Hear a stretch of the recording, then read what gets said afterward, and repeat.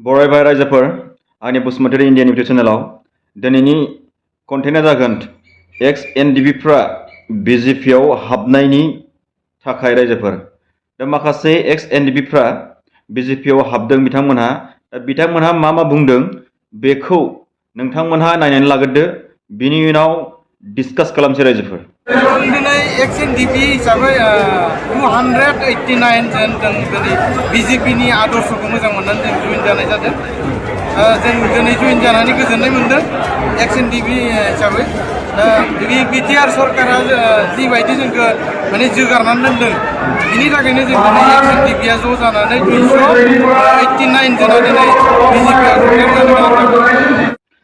स' नोंथांमोनहा नैबे एक्स एनडिएफबिफोर माखासे बिथांमोना बिजेपिआव हाबनायनि माखासे खोथा बुंनायखौ नायबाय होननानै आं सानो।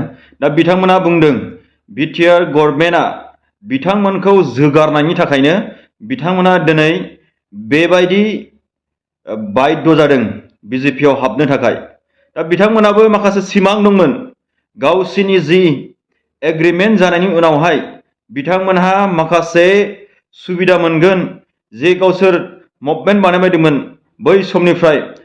बे मुभमेन्टआ फैनानै 2020आव बिथांमोनहा मोनसे एकर्ड बानायबाय पिस एकर्ड।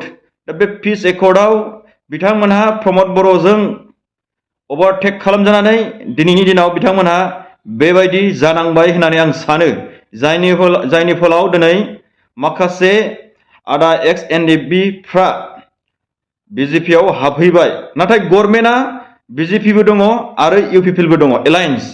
थेवबो बेबायदि समावबो बिथांमोनहा इउपिपिएलनि माखासे लिडारफोर आरो प्रमद बर'नि दैदेननाय जि सरकार बिटिसिआव बेखौ नेवसिनानैबाबो बिथांमोनहा दिनै बिजेपिआव थांबाय, जायनि फलाव इउपिपिएल गभर्नमेन्टआ लिड खालामनानैबाबो दिनैनि दिनाव बिथांमोननि जि समस्या एनडिएफबिफोरनि बे समस्याखौ पुरन खालामनो हायैयाव दिनै बिथांमोनहा बिजेपिआव हाबबाय। दा फैबाय थानाय समाव बिथांमोनहा माबा मोनसे जुदि स्टेट गभर्नमेन्टआ बिजेपिआनो दङ, बेनिखायनो बिथांमोनहा जुदि बिजेपिजों थानानै माबा मोनसे खामानि मोजां मावनो हागोन नामा साननानै बिथांमोनहा बिजेपिआव हाबबाय जानो हागौ।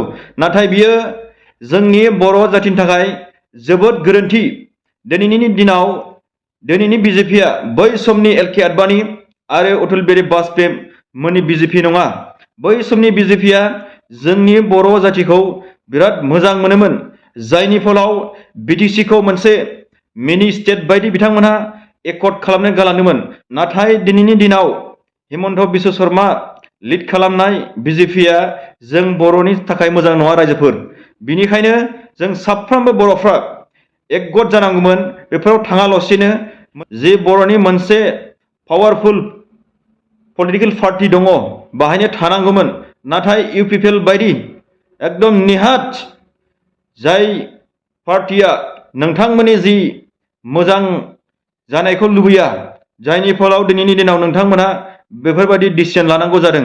दा जोङो बुंनो थाङोब्ला प्रमद गभर्नमेन्ट इउपिपिएल गभर्नमेन्टखौनो दुसिनांगौ जागोन, जायनि फलाव दिनै एक्स एनडिएफबिफ्रा बेबायदि डिसिजन लादों होननानै।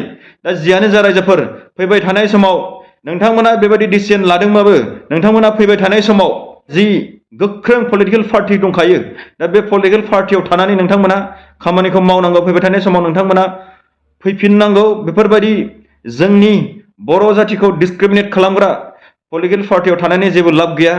बेनिखायनो फैबाय थानाय समाव नोंथांमोना बुजिनानै सोमजिनानै नोंथांमोना फैफिनोबा गाहाम जायो, जाहाथे जोंनिनो बर'नि जि रिजनेल पलिटिकेल पार्टी दं गोख्रोंनो, बेहायनो नोंथांमोना फैफिननानै खामानि मावो, बेखौ आङो गुरै खावलायबाय। दा बेखिनि खोथाखौ बुंबाय।